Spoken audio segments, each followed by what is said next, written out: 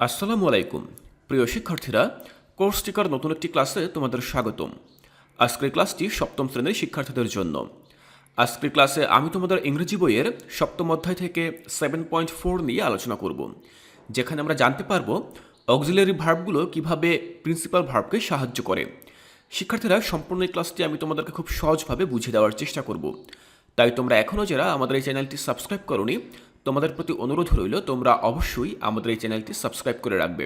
তাহলে চলো আজকের ক্লাসটি শুরু করছি।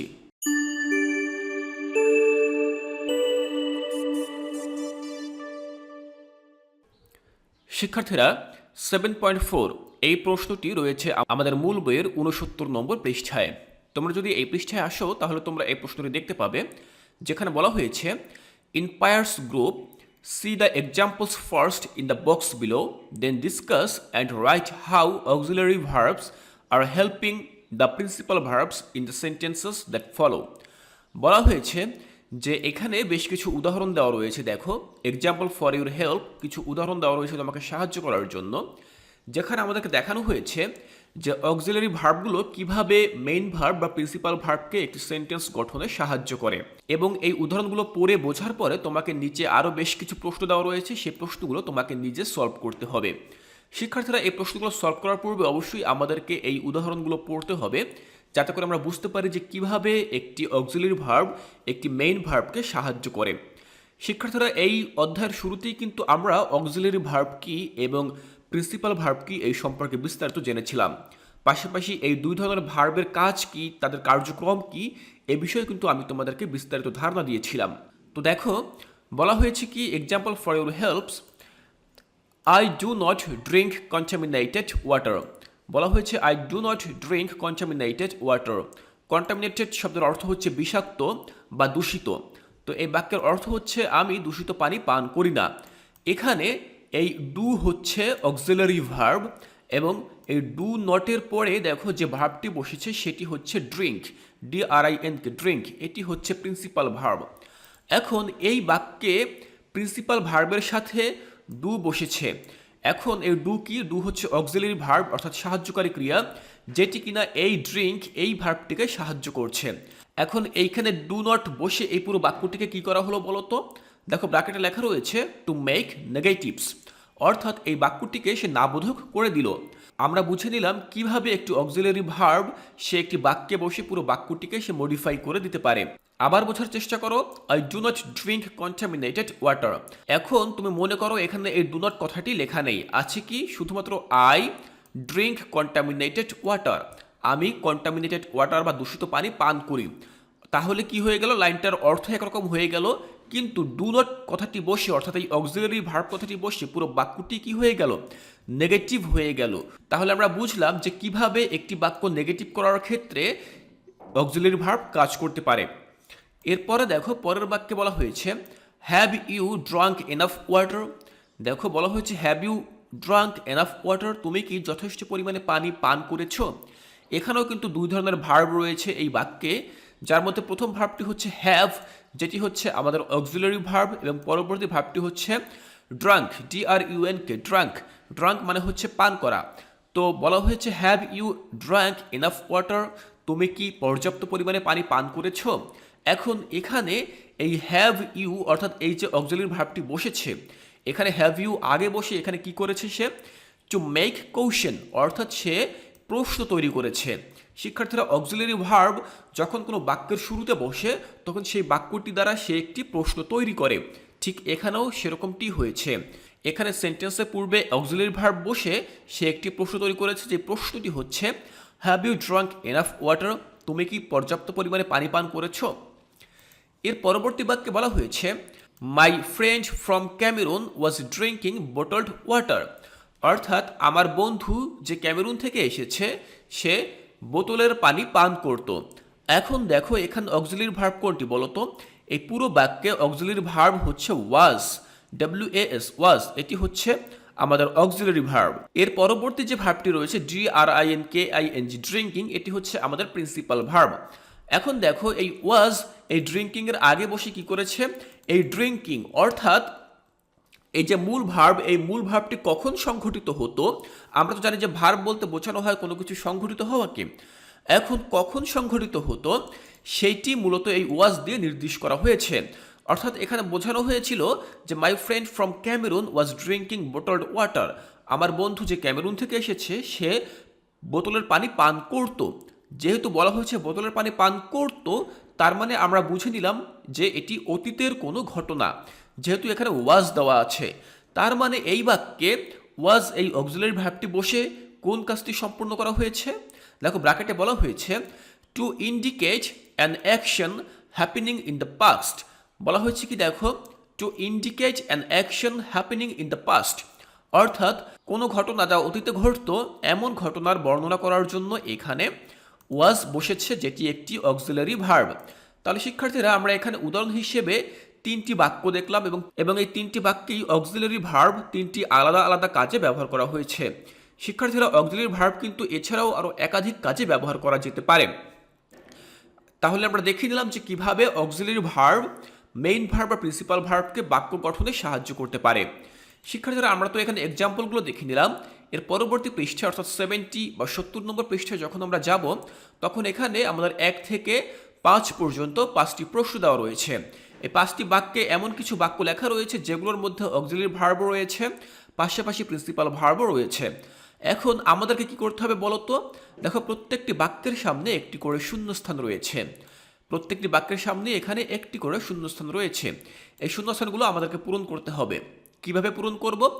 দেখো এখানে বলা হয়েছে do you watch a cricket match on television.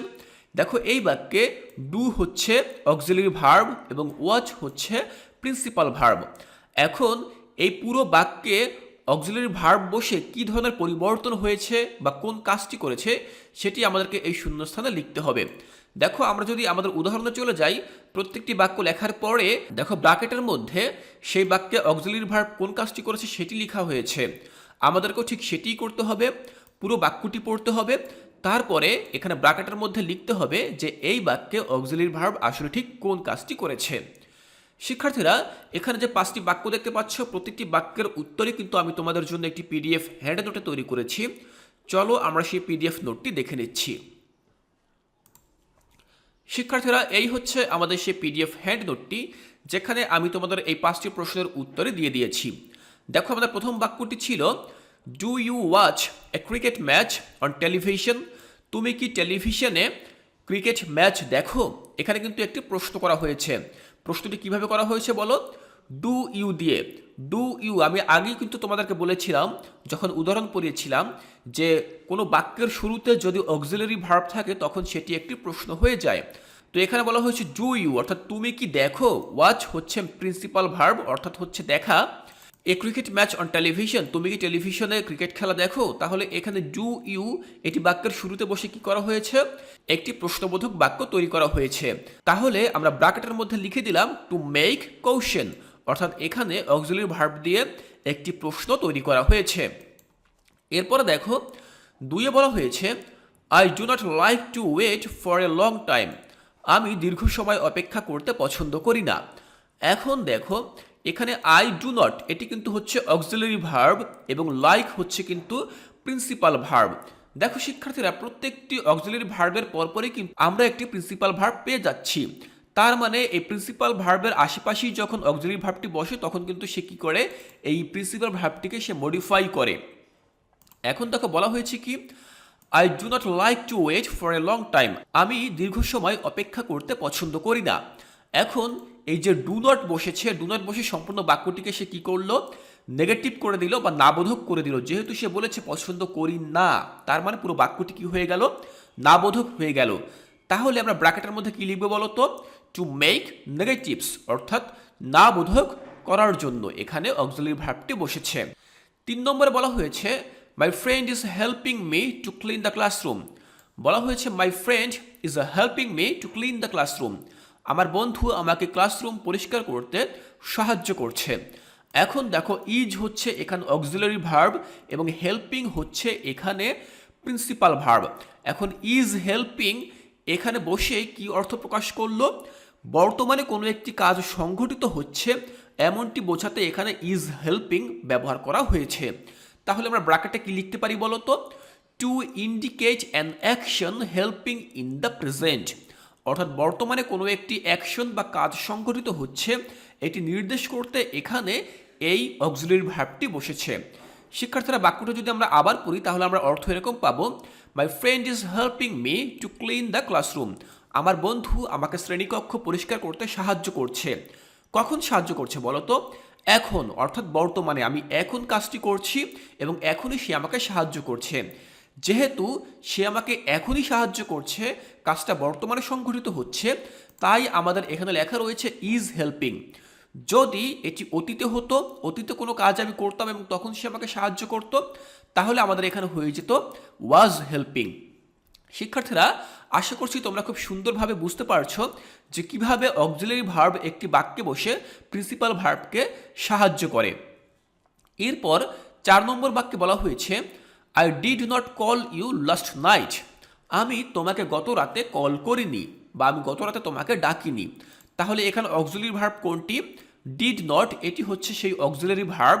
এখানে মূল অক্সিলারি ভার্ব হচ্ছে ডিড এবং অক্সিলারি ভার্বের পরে নট বসে আমাদের পুরো বাক্যটিকে কি করা হয়ে গেল? নেগেটিভ করা হয়ে গেল। তো বলা হয়েছে I did not call you last night, আমি তোমাকে গত রাতে কল করিনি। এখানে এই ডিড নট বসে সম্পূর্ণ বাক্যটি কি করা হয়ে গেল বলো তো? যেহেতু নট বসেছে তার মানে আমরা সহজেই বুঝে নিতে পারি যে এখানে পুরো বাক্যটিকে নেগেটিভ করা হয়েছে। আমরা ব্র্যাকেটের মধ্যে লিখব এভাবে, to make negatives in the past, অর্থাৎ অতীতে কোনো একটি ঘটনা না বোধক করার জন্য এখানে এই অক্সিলারি ভার্বটি বসেছে। শিক্ষার্থীরা, যেহেতু বলা হয়েছে আই ডিড নট, ডিড যেহেতু আমরা জানি এটি পাস্টের কোনো ঘটনা বর্ণনা করে, তার মানে অবশ্যই এখানে আমরা পাস্ট কথাটি উল্লেখ করব। আর যেহেতু নট বসেছে তার মানে এটি অবশ্যই নেগেটিভ হবে।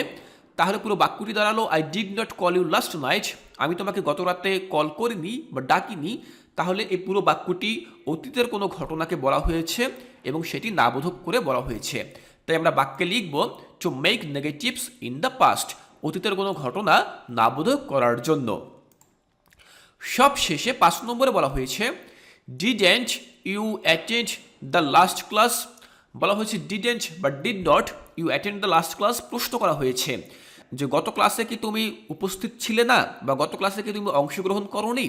তো দেখো শিক্ষার্থীরা, আমি যেভাবে এর আগেও বলেছিলাম যে যখন কোনো বাক্যের শুরুতে ডিড বসবে বা যে কোনো অক্সিলারি ভার্বই বসবে তখন কিন্তু সেই বাক্যটি প্রশ্নবোধক বাক্য হয়ে যাবে। ঠিক একইভাবে এখানে কিন্তু সেই ডিড নট কথাটির দ্বারা পুরো বাক্যটিকে একটি প্রশ্নবোধক বাক্যে তৈরি করা হয়েছে। যখন বলা হয়েছে didn't you attend last class, তুমি কি গত ক্লাসে উপস্থিত ছিলে না বা অংশগ্রহণ করোনি, তার মানে এই পুরো বাক্যটি কি হয়ে গেল? To make question in the past, অর্থাৎ অতীতের কোনো ঘটনা নিয়ে প্রশ্ন তৈরি করেছে এখানে। শিক্ষার্থীরা, তোমরা এখন এই ভিডিওটি এখানে স্টপ করে বা পজ করে রাখো বা একটি স্ক্রিনশট করে রাখো, যাতে করে তোমরা এই সম্পূর্ণ প্রশ্নের উত্তরটি খাতায় লিখে নিতে পারো। শিক্ষার্থীরা, তোমরা দেখলে আমি কতটা সহজভাবে তোমাদের জন্য আজকের এই ক্লাসটি বুঝিয়ে দিলাম। সম্পূর্ণ এই ক্লাসটি তোমাদেরকে বাংলায় অর্থসহ বুঝিয়ে দেওয়ার আমি চেষ্টা করেছি, যাতে করে তোমাদের বুঝতে আর কোথাও কোনো অসুবিধা না থাকে। শিক্ষার্থীরা, অবশ্যই তোমরা কমেন্ট করে জানাবে যে আজকের এই ক্লাসটি তোমাদের কাছে কেমন লেগেছে। যদি ভালো লেগে থাকে তাহলে বরাবরের মতোই আমি তোমাদের কাছে আবারও অনুরোধ জানাচ্ছি, তোমরা অবশ্যই আমাদের এই কোর্সটিকা ইউটিউব চ্যানেলটি সাবস্ক্রাইব করে রাখবে। শিক্ষার্থীরা, তোমাদের সকলের সহযোগিতায় কিন্তু আমি সামনের দিকে এগিয়ে যাচ্ছি। তাই তোমরা সবাই মিলে যদি আমাদের এই কোর্সটিকা ইউটিউব চ্যানেলটি সাবস্ক্রাইব করো তাহলে আমি আরও বেশি উৎসাহিত হব এবং তোমাদের জন্য ঠিক এভাবেই নতুন নতুন ক্লাস নিয়ে উপস্থিত হতে পারবো। শিক্ষার্থীরা, তাহলে তোমরা অবশ্যই আমাদের এই চ্যানেলটি সাবস্ক্রাইব করে রাখবে। শিক্ষার্থীরা, আজকের ক্লাসে আমি তোমাদের 7.4 নিয়ে খুব সহজভাবে আলোচনা করেছি। এর পরবর্তী ক্লাসে আমরা 7.5 নিয়ে আলোচনা করব, যেখানে সম্পূর্ণ এই ক্লাসটি আমি তোমাদেরকে খুব সহজভাবে বুঝিয়ে দেওয়ার চেষ্টা করব। শিক্ষার্থীরা, সেই ক্লাসটি দেখার আমন্ত্রণ জানিয়ে আজকের ক্লাসটি এখানেই শেষ করছি।